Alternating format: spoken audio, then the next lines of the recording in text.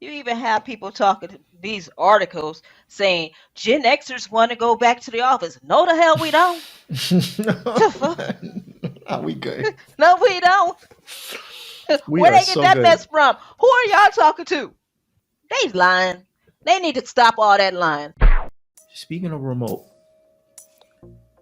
I saw a post somewhere and it hit me like a ton of bricks. And the person, I don't know, who it was, man, woman, etc. But they said remote from home or work from home, remote is mental therapy for Black people. Oh yeah. Oh yeah. Yeah.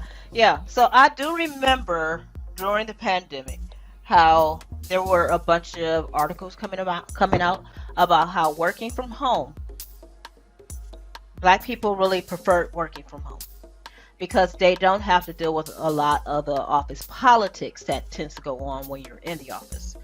And I understand that, but I can also say it still happens while you're working from home. It does. Um, because a previous employer. So I'm not going to always say. I mean, cause well, one is you tend to have a lot of microaggressions that goes on in the workplace.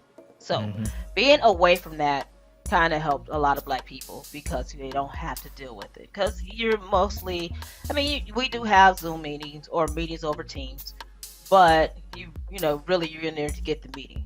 And then you have Messenger or not Messenger. Well, if you're working with Teams, you have the instant messenger or whatever. However, and every now and then you may talk. Well, I don't even at work now. I still don't even. I don't have a phone at my desk, so we still Hmm. we talk through Teams. But so it made it a little easier as far as for black people. I would say minorities in general to, and probably the minorities like blacks and Latinos, Latinas, um, to get through the day. Now, That's so as I sad. said, it is because, as you said, within it's ingrained in our culture as far as what's going on, what happens within corporate America, because it's how people grew up, it's culture, and of course it's not good. Because if you just like we have the police, and we all know about how police treats black people. It's not just black Hmm. men, black women as well, and girls and boys, but that permeates within the corporate environment. Not saying that they are policing you, but you're being watched more so than probably somebody else. Or but I can also say it doesn't always just come from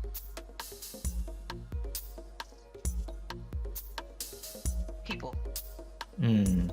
Uh A, a lot of times, well, I'm not gonna say a lot of times. In my experience, where it stemmed from were women, black women. Another time out. So I saw this too. I saw a couple of posts, and glad you said it because I damn sure wasn't gonna bring it up. But where it was I want to say a young Black woman, and she had mentioned that point, and she said, her biggest issues are with other Black women, and I said, okay, I didn't see that. But I saw a couple of more posts like that because you know how it works. You see one, Yeah, you watch it for more than it, 3 seconds. Next, you know, you see right, five more, right? right. So I'm like, oh, this is a thing. So yeah, expand on that if you can. Well, okay, so I'm not gonna. I wouldn't say like it's just older black women. I Hmm. mean, they may be one. I'm not sure how old this other woman was, older than me, but I don't know what it is. And I'm not an asshole.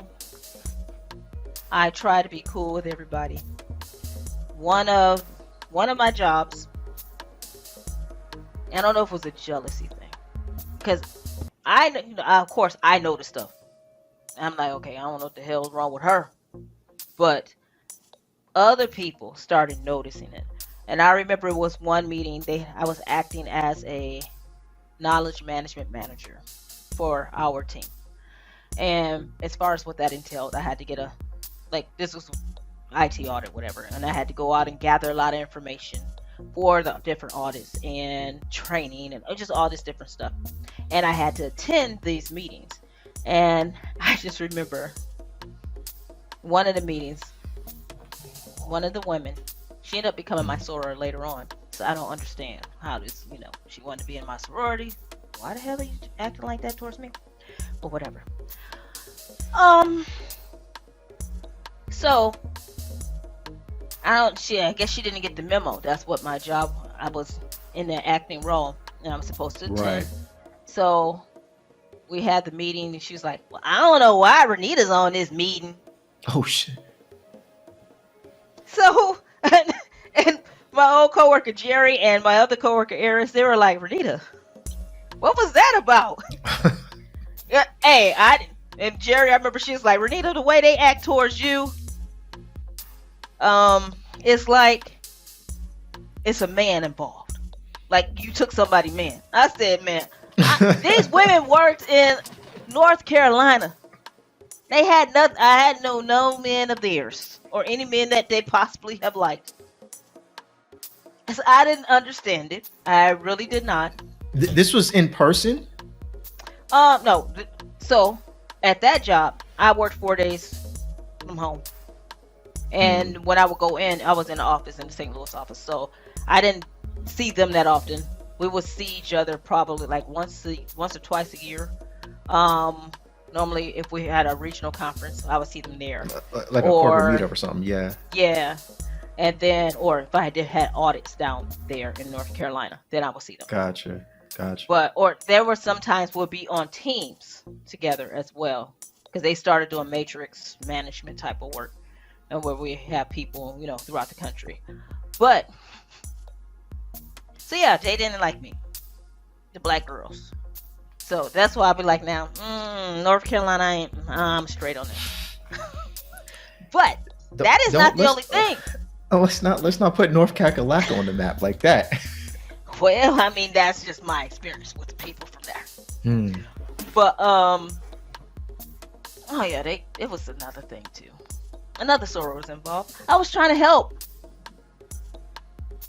I'm like, because I knew the manager that they were working with. She was throwing people under the bus. And I was like, okay, this is my soror. Let me help her. I was like, hey, I think this person has this information for you that you're looking for. Because I didn't want her to get thrown under the bus. Because the other lady was like, I did all the work. They didn't know this, blah, blah, blah. And gave them a bad rating. Why did I do that? Why was I trying to look out for her? That was the dumbest thing for me to do. I'm just trying to be helpful. So I gave her that information, emailed it. She sent it to the other girl who was like, I don't know why Renita's on this call. And so that girl called the director. And the director was like, they brought me in the office. Then we had like an HR manager or whatever, local, on our team. And they were like, Renita, you can't be going into other people's projects and trying to, give them information. Why'd you do that? I said, everybody goes into everybody's project. It's teammate. We go into these projects to see what other information people may have, what that we can use in our projects. If it's an old project, we go on and get that information. It was a open. It wasn't like it was. There were some projects we couldn't do that on because it was least privileged dealing with cybersecurity, whatever. However, every other one we were able to do that with. So, and mind you, I didn't go in teammate. It was on a share drive. So I saw this up a share drive. And so they made it seem like it was a problem. It was never a problem for anyone else to do it. But then they said, I got reprimanded for it. And I'm like, for helping somebody? The hell? So I really good deed goes unpunished. Yeah, so I don't do that much anymore. But, and the other one. So, it's not There's always. This is another location. And I think what this one was, I came in at a senior security analyst level. And I've been that I came in under that, and they have been with the company 17 years. Another one thinks almost 30. So I can't, one was she was like a team lead manager, whatever. Mm-hmm. So she was there 17. She brought, when she came back, she was cool when she first came before she got laid off. She came back, she was cool, and I was working for her, doing some stuff, writing policies and procedures, kind of, just helping out doing, because I was doing like some insider threat stuff, kind of helping Mm-hmm. with that. And they didn't have any procedures for that team. And Okay. so I was doing a lot of the cybersecurity procedures for them. Well, she ended up hiring her when somebody had worked for her before. 'Cause what they did before is like IAM, user support, user access. So Right. they went over to this threat vulnerability management team. This her old coworker, and then somebody she was up under that she managed. And this person went Uh-huh. over there, so she was just a regular security analyst, and my job is senior. Mm-hmm. So I wrote procedures. I've written procedures in the past for the team I was currently on, and I've written procedures elsewhere, and I've also written user guides. So when we were going through, she loved it. She loved everything I did until the other woman got on there, the one who'd been with the company like 30 some years. Right. And that lady's like, well, I think these procedures, they need to have more steps. I was like, that's a user guide. She wanted to have icons and all this different stuff. I was like, those are user guides. And so because of that, and I'm not, I was like, I just kept trying to say, those are user guides. The procedure doesn't involve all of this, not as detailed. And the other woman, the manager, team lead, whatever, she got on board with the other woman. Because why? They worked together for like 17 years. They were cool. Oh, that's real. That's Hmm. real. When you have the click, it Yeah, they were doesn't clicked. matter how off that person is, their judgment. It's Hmm. just grandfathered in over every decision.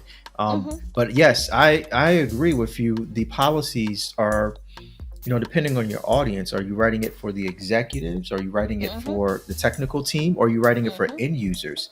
Right. And what you're saying with respect to icons and stuff. I mean, that's helpful for everyone, but Right. it's definitely not in the technical silo. That's more like end user talk. Yes, it was. And that's what I was trying to tell them. And they didn't want to listen to me. Oh, and the other place, North Carolina, they were a click too. So, um, Mm. but yeah, it was a click thing. And so that's one thing I've noticed. I'm not saying I've also, sometimes I just wonder, I'm like, is it me? The hell, Renita, what are you doing that's causing people to do this? So, Right, but, right. and I was talking to this other guy who's where I'm currently working, and he was like, so he's a director, and we had this discussion, and he was like, well, I see why that happens to you. I'm like, Mm. why? And then of course, he's a guy. He's gonna say, well, and he said it was because of how I look, and I'm like, I think I'm a regular looking person, but Uh, what he's is because he was saying I was attractive, oh, but that, okay. yeah, and I'm like, but that still means nothing. We're here to work. We're here to work. It's interesting when a man says that, Hmm. because they're basically snitching on themselves, number one. And then number two, it really has no bearing in what's going on in a business environment. Yeah, it doesn't.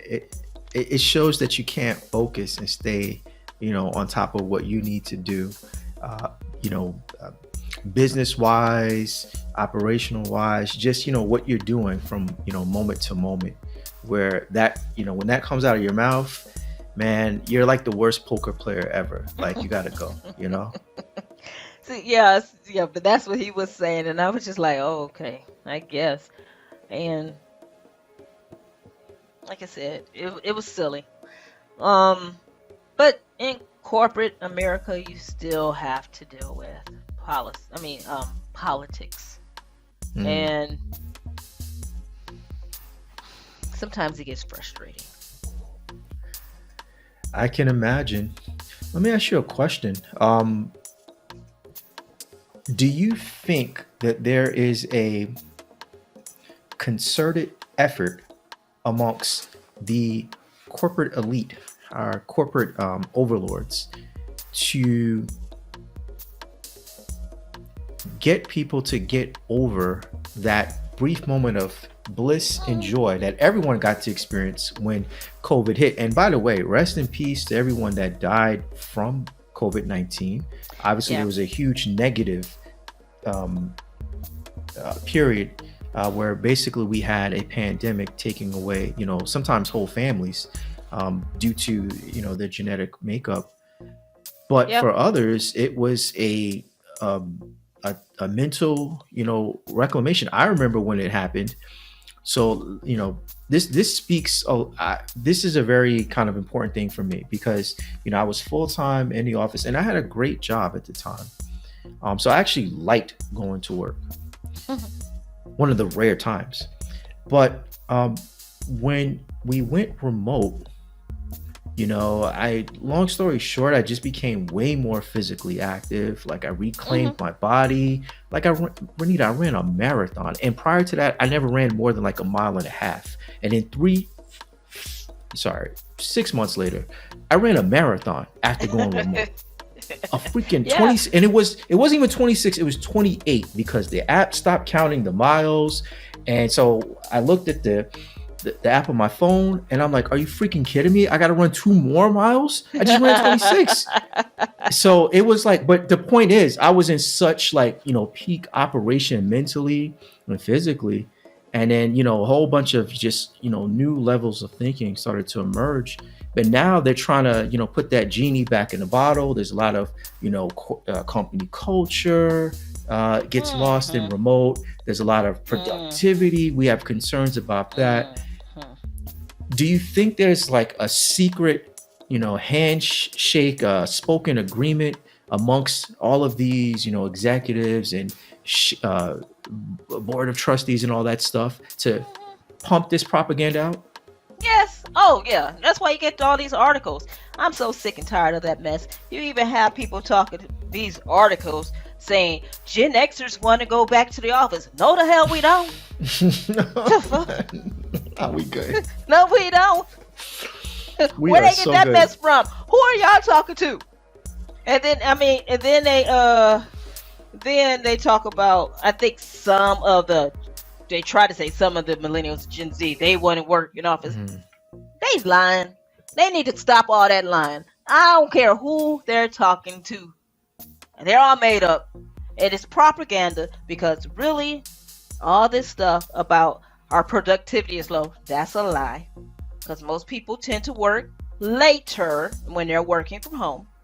They're getting stuff out. There are some people who may not work as well, but the vast majority of people are doing better.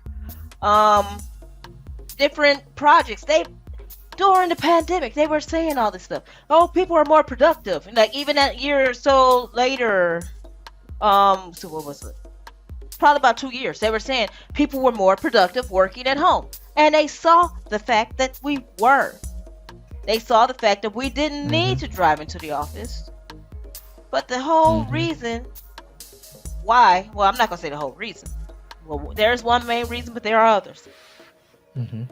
One of the main reasons that they want us back in the office Mhm. is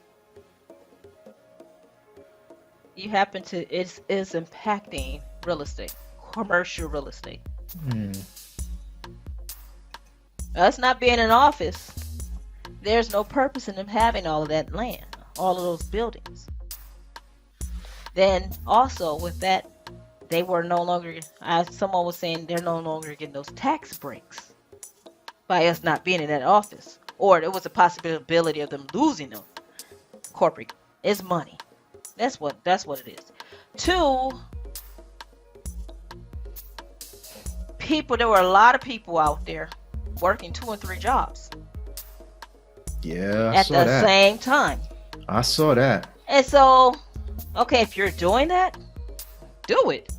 Just shut the hell up. But they were talking. Why are you saying that? Or you had these other ones. Oh, this Dan and all these day in the life videos. I don't get into work until this time, and then I do this, I do that, and I don't really do all. Just shut the hell up. If you got it good, zip it. I saw another article where some Gen Z guy, he was making over $150,000 a year, um, something to that effect. He worked 1 hour a day at Google, I saw on that. Google, and but he And spent most of his time on his stuff. and I Why you and I like that? s- and I said the same thing. I said, "Why do I know this? Why would you Yeah, talk to you? I would not have any social media. I would yeah, delete everything and just keep my hustle moving." yes. People gotta learn to shut the hell up. Everybody want to be famous and viral for something. Now, you don't want to be viral for that because obviously these managers, these, as you said, the overlords, they do not want you working multiple jobs. They want you dependent on that job because, as you saw, you had some of these CEOs coming out saying we need to be back in office because people have multiple jobs and they're basically making more money than what they should be making. It's a bunch of BS. You But know, yeah. go ahead. No, I was gonna save this for a little bit later, but it's kind of leading to this moment right now. So, I've seen the commercial real estate scapegoat, Mhm. where this is the real underlying reason, and it probably is. I mean, we're talking money, we're talking tax benefits, we're talking the ancillary businesses, the dry Mhm. cleaning, Mhm. the lunch eateries, things like that are around those offices. But what you just said there about having the multiple jobs or the day in the life of, and these executives and these company owners probably being triggered when they Mhm. saw that, I think this comes down to quite simply uh, control and demoralization. And I feel that with remote, the control comes back to the Mhm. employee. So if this is something that's embraced in the majority of companies, especially when it comes to knowledge-based workers, right? Where it's like a full remote scenario, 5 days a week or even 4 days a week, as Bernie Sanders wants. Um, you're ceding a lot of control to employees. But what Mhm. does that really mean is you're conceding the idea that from 9 to 5, capitalism dictates that I own your time, your Mhm. body, and your mind. Whereas with remote, that can't exist because um, I know I have a meeting in like 10 minutes, but you know what I'm gonna do? I'm gonna water the grass real quick, Yeah. like, or I'm gonna take care of like laundry, or make sure I prep the meal for the week for my kids or something like that. You, So you don't own me completely like that, because I'm able to kind of put you in a pocket, so to speak, while I handle something else and then come back and still handle my job. yep. I remember even seeing an article where and I was like, why do they care? They were talking about people were having sex during that time of day. Not like they may take a break and couples were together and that involved. Why are you hurrying? They're getting their work done, right? It's a They're coming back to it's work a happy. no. If anything, you would want them to have Yeah. ways to de-stress, right? Yes. I was How just was like, the seriously? how was the 5 minute break, right? Yeah. I'm just like, what the heck is what? It was just people. I think they want to kind of, like you said, they want that control. Micromanage people. So you come in the office so I can see you, and Yeah, it's like, for what? I, Everybody's not productive even in office. so I really think that control is the underlying psychological Hmm. source of all of this, to the point where they would prefer control over productivity. And there's statistical evidence for that, because as you mentioned, during that 2020 2021 pandemic work from home era, right? Hmm. What did we see that's, for the commoner, we thought, oh man, this cinches it, this can't go away. There's multiple reports and studies that say that productivity did not drop. Matter of Right. fact, in a lot of cases, productivity rose Yep. with work from home, which is, and you know it's true, because if it did not do that, that's the first thing that a lot of these companies and these businesses would have pointed to, was Yep. the stats are in our on our side, and they point to remote not working out. Remote actually does work out for everyone involved. Yep. So productivity wise, you don't have a leg to stand on. So then what's the real, behind this? Commercial real estate, probably a very, very high ranking reason. I feel the psychological thing is right there too. That Hmm. micromanager, that control, that, you work in 2 jobs, you work in 3 jobs, you're off, at the kids' soccer game for practice, but still able Right. to attend a meeting on Teams on your phone. Right. No, we can't have that. Yeah. Cause like even that one guy, I think this one may have been in Australia, where he actually said we basically they need to take back, because you know how we it was a employees market for like in 2020, maybe 20 Right. through 2022, somewhere in there, with the great resignation. The Because great a lot of people were resignation. leaving. Yes. A lot of people were leaving those jobs that they no longer they didn't thrive in, or just wasn't conducive for them, and the environment was horrible. They would leave. Well, this guy was basically saying we need to, well, one, bring all the people back in. Two, we need to lay off, he said, 40 to 50% of the people. So so these employees know that they kind of like they need us kind of crap. That was the gist of what he was trying to say. That's the So, demoralization. yes, yes, yes. And so I think a lot of it is that because you have companies now requiring people to come back into the office who already uh, they had approved these people to work from home long before COVID. So why do these people now have to come back in the office when you already approved that before COVID? It wasn't just a temporary fix because of the pandemic. This was how these people were actually working permanently prior. So I'm like, why do they have these people coming back in? I remember it was a woman I was at Secure World, and I was talking to her about it, and she was a home-based employee at the company I used to work for when I was there, and she told me they're making them come back in. And I'm like, what the heck? Why? Why?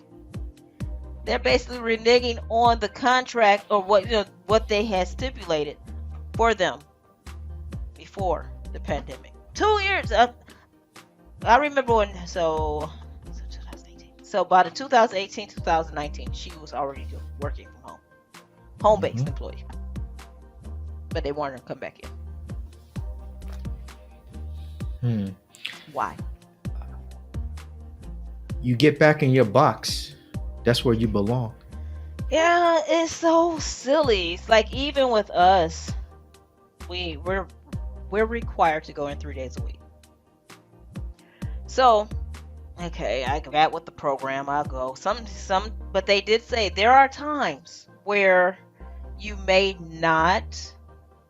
There are times you may not always be to hit that. So if that's the case, kind of make up for it in the back end or whatever. Well, one week my car was down. I needed tires, and as one of my tires just kept going, was going flat. With the car that I have, I have to get special tires. We have to get the ones with foam in them to kind of keep the car quiet as you're driving. Mm. So it took a moment, like a couple of days before it to come in. So when I went to go get the tire, pay for whatever, I was getting ready to leave. This was right after the eclipse. I think I know the eclipse. How they talk about with your phone. Make sure you don't have your phone up there. The rays from the eclipse can mess up your phone. Mm. So so when this happened, I said, I wonder if this has something to do with that eclipse. Although my car was in my garage. Now, I started my car with the tire, after getting my tires, and then I just got all these alerts. I'm like, what the hell is going on here? I've never seen all of this stuff. Basically, it was saying your car is about to shut down. If you don't, if you're driving, you need to pull over to the side and all this different stuff. I'm like, what the hell was my battery? So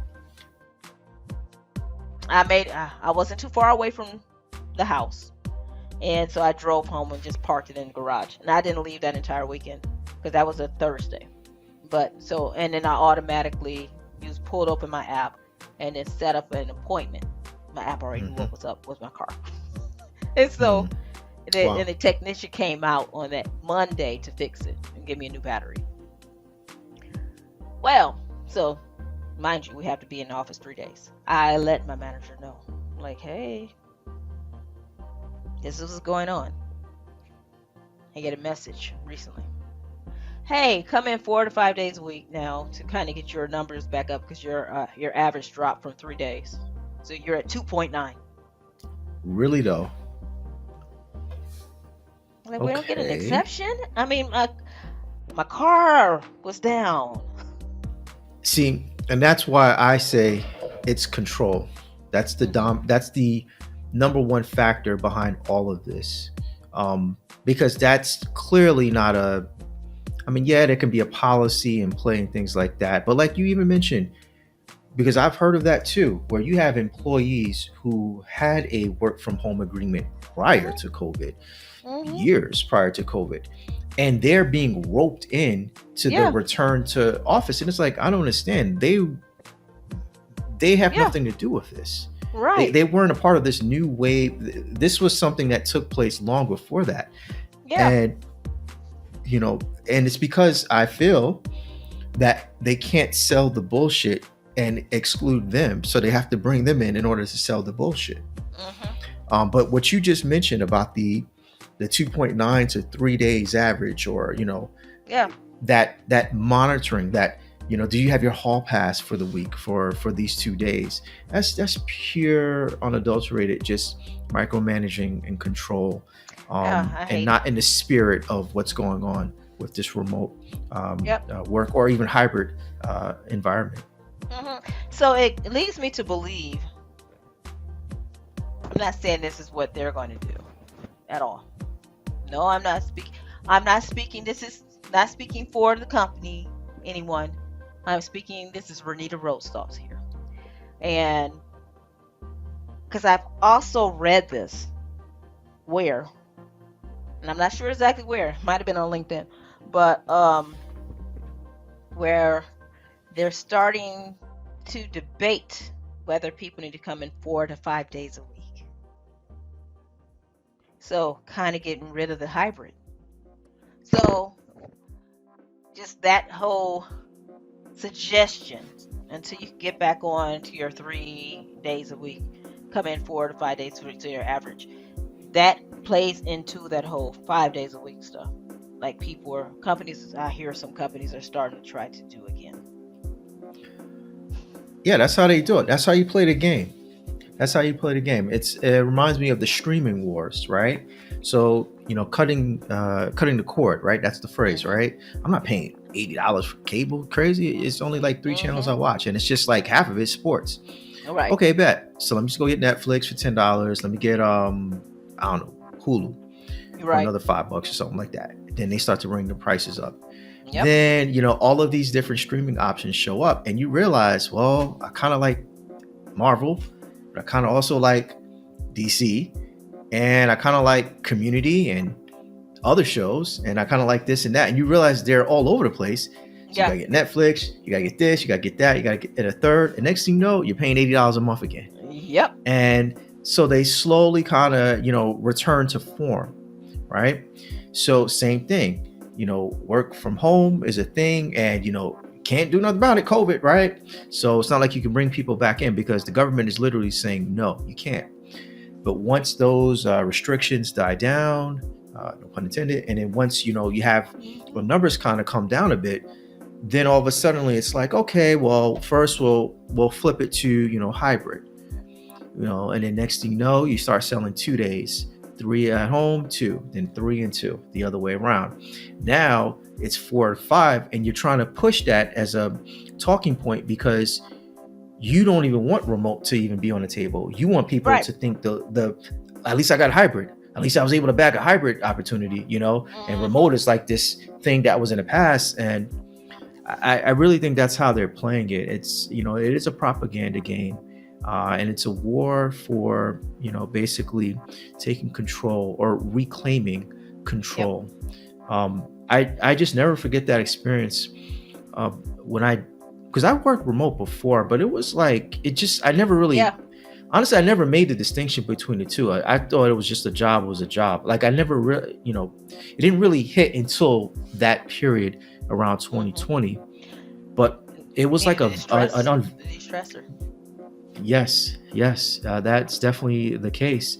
But it was like a veil was lifted, and I realized, oh, wait a minute, you know what it was? I tell you exactly what it was for me. When I saw all these people dying, that's when I realized, oh man, time is of the essence. Like whatever you do, you better do it now. There's no more putting it off. So that's when I started to put 2 and 2 together, and I suspect a lot of people felt the same way as well. They started to see all the casualties and the mortality, and the mortality of life in general was being confronted by a lot of people at the same time, and it became a zeitgeist of let's reclaim our time now. They don't like that though. They don't want that. They want you focused on their bottom line. Yes, that is very true. That is very true. Because I sit back and think about all the time I work, even when I'm at home. Like I may just be at my desk, I may get up, go to the bathroom, get something to eat, come right back here. But I'm here working, and for about 2 weeks, it was like between 8 or 9 a.m. to 12:30 at night. Wow. And that happened even during the week where my car was down. So I'm just like, y'all worried about the wrong things. I got those. I wrote 60 some pages within 2 days, and then kind of, was doing some editing the rest of the week.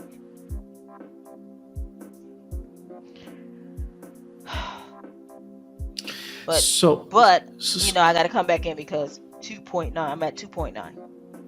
Yeah, that old bullshit. So when I started doing some research, and I've done research on this before, but specifically for this conversation, I started to come to a realization that, it's not just finding a company that has a remote work gig or position. It's about finding a company that actually believes in the shit. Because you have a remote job, and all of a sudden, hey, we know you were before the pandemic, but now you're coming back in. So, it's not just that job, it's the company itself. So with that said, there's a website called We Work Remotely. I'm sure a lot of people who are paying attention to this type of subject, who are very interested in the concept of working remotely, know about this. But just in case you don't, the audience, it's called We Work Remotely, and they focus on remote jobs. But you can tell it's a little bit more than just we're serving up remote jobs and that's about it. It's kind of a thing that they believe in. There's a couple of things I just wanted to point out about the site. I'm not getting like an affiliate or anything like that, or a commission or anything like that. But I still think it's a very helpful resource. Hold on, let me pull it up real quick. Ha. So what I like about this site is it helps you to stay in tune to the culture of work from home. So they don't just have the job listings, they have a community, they have a podcast, a blog, a newsletter. Of course, they have the socials as well. But when you look at a lot of their content, you can see that the mentality, of work from home, like fighting for it, is a part of how they communicate. One resource they have is, because ultimately a lot of people are looking for remote jobs, is they have top trending remote jobs. So it's going to be harder and harder as they push the 3 to 4 days and the 4 to 5 days. And are you averaging 2.9 or 3.1? That's just only going to increase because they feel it's back to the employer side. It's an employer's Yep. market again, which it kind of is. But what they do have with this site, weworkremotely.com, is they do have trending remote jobs. They have top 100 remote companies. Now, these 100 remote companies on this list aren't necessarily the top remote companies in America or the world, or however you want to put that in a box.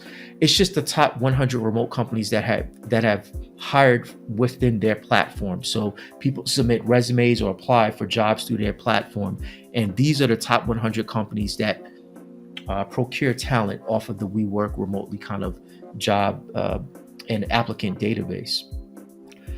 I bring it up because also when you apply for a job, sometimes you learn about the process. Like there's a big push for transparency. What the company's about, the responsibilities, what you can expect, qualifications. But also, I've seen postings that talk about the interview process itself. We've seen and we are well aware of, and we've participated in companies that have 3, 4, 5, 6 round of interviews. We want you to do a 2-hour pitch. We want you to put Yep. together, all of this stuff, and then we'll holler at you later, right? And meanwhile, you're at a point where you should be charging a consulting fee for all that time and prep. So there's a lot of there is transparency presented, at least by a lot of the companies that put positions on this site. So I just, if you're watching this video or listening to this podcast and you're really interested in getting a remote job or transitioning into another remote job from the one that you currently have, as it's being pushed into hybrid or even full-time in office, take a look at that resource. I'll make sure to include it in the description and all that other stuff that comes with this episode. But one thing I did notice, you mentioned the 2.9 and how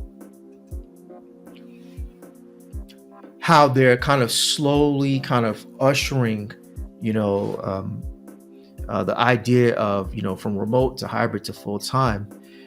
Some of the things that are being done or said by some of these executives. So, for instance, Dell. I don't know if you saw this recently, but Dell, the computer manufacturer, wholesale compiler of equipment and things like that, they have a scenario where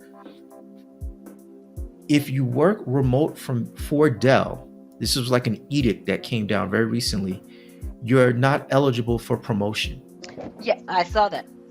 Promotions or even getting a higher pay. Mm-hmm. I'm not saying you're going to be stuck, but your pay will not grow as much as a person that goes into the office. So I've seen that as well. That was on my mind because it's like they're trying to push for people to go in to the office rather than have them work from home. Another thing that I've seen, a lot of more, like the people that are being laid off now, most of them were working from home. You know what? You're not just seeing it. That is, you're seeing it empirically. I'm so glad you brought that up because that's actually a thing. Hold on, I actually got the number. In 2023, fully remote employees were 35% more likely to be laid off than their peers who worked full time in the office or had a hybrid schedule. That comes from livedatatechnologies.com. And yeah, that's for real. That's just another not so subtle way of saying, this remote thing, haha, is going away. Yeah. And I also look at it from a standpoint of them telling their employees to start coming in the office more is a way to get people to leave. So companies may not want to lay off. I mean, they need to reduce their numbers of, they need to reduce their staff, but they don't want to look like they're laying off.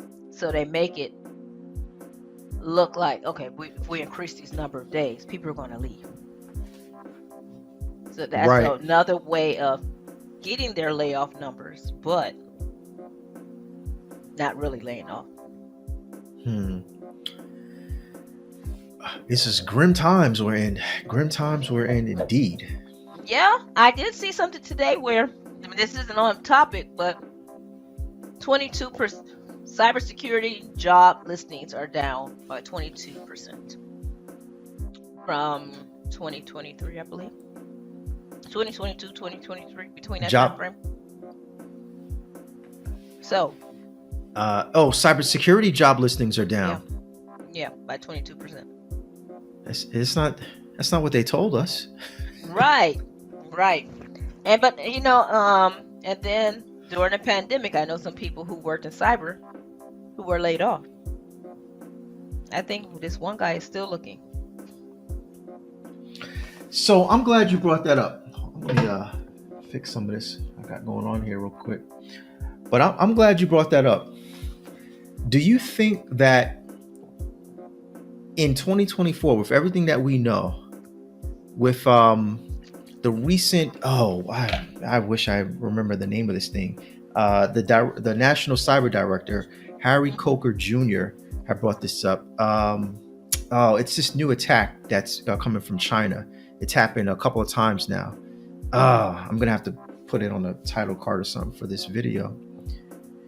But with everything that's going on with respect to, foreign interests messing around with American infrastructure, because that is what the National Cyber Director had pointed out, that's a thing. And it's main like threat. The main high threat. Risk. Yes. A very high risk situation. But then you bring that up about the lack of or the declining number of cybersecurity postings. Yep. So are we still in this era where businesses and business leaders and executives are just throwing the minimal towards cybersecurity because it's a cost center and it's not a revenue driver like the sales team or marketing or other areas? Are we still dealing with that, or is there something else here? You know that answer. I'm just trying to be hopeful. I'm trying to be the hopeful guy. That's all. Of course. Even in that article, it stated that these job numbers are down by 22%, but we still need the people. We still need the bodies, because we have to be able to protect these companies, our businesses, or our personal information, the federal government. We still have to be able to protect. However, the job numbers are down. If only there was an entity that could somehow collect and source and develop the pipelines for the new cybersecurity talent. Because for those that don't know, the government is very interested in promoting cybersecurity jobs. Yep. Cybersecurity career ambassadors, you and I, we're tasked with going out in the community and speaking with the youth, right? Because they see that, like you said, we're going to need the bodies. We're going to need that many people. So we need to start now to kind of get people thinking about, I want to grow up to be a doctor. I want to grow up to be a lawyer, but I also want to grow up to be cybersecurity. We want it to be in that level of consciousness. Yeah. Wouldn't it be great if someone could tie it all together and have a platform that can consistently provide that talent pipeline, going even as early as grade school, and at the same time it become a union that demands that it's a work from home scenario, and Well, I that's would, it. yeah, that part, I would love that. That would also reminds me of the movie. I think maybe the companies are trying to stave off this, but it was the movie with Bruce Willis. Everybody worked from home. No one, even when they went outside, they had a clone,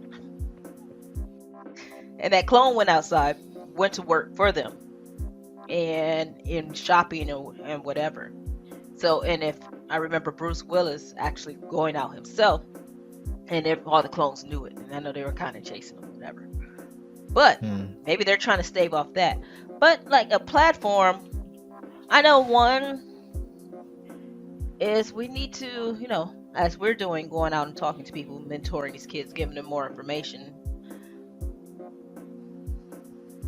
I talked about it last time, where we have, I know my friend Pierre and his friends, they have that mentoring app where there's mentoring the kids who want to potentially go on in these fields so they can have access to those doctors, have access to those cybersecurity professionals, those professionals who may be attorneys, any profession that's out there. They have access to that person via that app. Hmm. And so they can, kind of ask questions. I know they had it built. They're having it unveiling on March 16th. I mean, May 16th. I keep saying March. But that's one aspect. But that's bringing everything together just on that little platform. Now, of course, Hmm. that depends on if it becomes viral, everybody start using it. Right. Other, but if we could, have some form of platform, like you said, we all get together and everybody works from home. See, so with me coming from, I know one way that could actually happen, but we have to get we need mindsets, people who are running these organizations to be more to have a more modern thought in regards to working. So I know baby boomers, they prefer to work in the office. Most Gen X do not. We like to be by ourselves. We were latchkey kids, so we'd like to be alone. I mean, I'm sure the older Gen X, I mean, they may probably are boomers for real. Maybe they have that Hmm. thought process of going Hmm. in. But goodness, I said all that to say. um, we have, I forgot. Yeah, I got you. I got you. So Listen, so for those that don't, obviously you will not know this, but typically Renita and I, we have these conversations, and it's like, right now it's 12 a.m. It's midnight for me. yeah, So it's, sorry, so you're not, like I we said just in the talked. last one, right? The one of the gerbils is on break. The other is kind of just slow spinning that wheel. Yeah. Yeah, I mean, I was saying that to say we need to basically get together. Ideas work from home. Oh, I'm from Detroit. That's what it was. And if we were able to get, because, it's a union town. Right, And right. if we had unions, not just per company, they could fight for stuff like that. But, we have I, states I that don't want to. are right I to don't want to hear work. that. I don't want to hear that union talk whatsoever. That's so un-American. I don't want to hear that. It is American as American pie. As American Pie, right? You mentioned about the executives. I don't think. Well, let me not speak so final, but the final boss is not the executives. It's the board of directors, Yeah, the stakeholders, the shareholders. Yeah. and the people that run the shareholders by proxy, it's their mindset, Yeah. we're just cattle. I remember I saw something. Oh yeah. So this was back when Twitter was Twitter, before it became whatever it is now, right? Yeah. But this guy had posted a course on how to become an owner and operator of a private prison. Like the fuck? So I'm like, okay, let me look at this shit. So I'm reading it, and the way he had broke it down, yes, business wise, it made sense, but the lack of humanity was Yeah. so appalling. It was like, well, if you do this, and then if you submit this, then you can get past this rule and triple up 3 in a cell versus 2, which is the normal. Like, and all these things with like no regard to, like, Human just life. the human life, right? And yes, some of these people really are like messed up and deviants, and they really do need to be kind of locked up. But as we know, there's a lot of people in there who have not been duly processed, who have not been, seen court, and they're just there because they can't even pay bail and things like that, right? Right. So you have that, and then not to mention the ones that are actually innocent. And I say all this to say their mentality is to the point where the humanity of any scenario, it's a non conversation. It doesn't matter. Oh, recalls for cars because the accelerator might be stuck, or because something goes on the highway where it might shut down. Well, does it cost more to do the recall, or cost more to pay the lawsuits? It costs more to do the recall. Okay, fine. A couple people die, we'll pay the lawsuits. Right. That's how they think. So executives have to always kind of bow down to them. Yeah. And then they carry the water. They carry their orders and try to sell it. It's not 3, it's 4 days. It's not 2.9, it's 3.1. And then that's how that happens. This episode, I'm still not sure what I would call it. I think it was slated to be called "Is the Remote Era Dead?" I don't feel it's dead, but I definitely feel it's on life support. Yeah, it is. That's another reason why I did see some articles and some things on TikTok not too long afterwards, after I read that article, where if people want to still work from home, as far as Americans, they were saying start working for foreign companies. But of course, you got to take into account, learn their culture. More than likely, you'll be up while we're asleep, working, but you're still working from home. Because it's funny you said that. Yeah. It's funny you said that. There's a lot of, and I want to say it was companies from other countries that were looking to recruit Americans that wanted to work from home. It's funny you said that, because that site that I mentioned earlier, We Work Remotely, a lot of the companies that are hiring Americans are foreign companies. And that's when I started to understand that that concept that you're presenting now, which is you may need to look to employers outside of the country that are down with team remote. Yeah. And I noticed on that We Work Remotely, I was like, all these companies, and I started looking at their origins, and I realized they're not American companies. And then, like you said, you have to work, the odd hours, and, be familiar with how they do things and their culture. But, that might be the way out for a lot of people. Yep. Subscribe to Tech or Die so you'll automatically get a notification when the newest episode drops. You can subscribe to the show on Apple Podcasts, iTunes, Spotify, Google Podcasts, and most podcast directories. You can also play the show straight from the website techordie.com. We're on social media too. Check us out on TikTok and Instagram. Wherever you are in this world, remember one thing: success is a choice.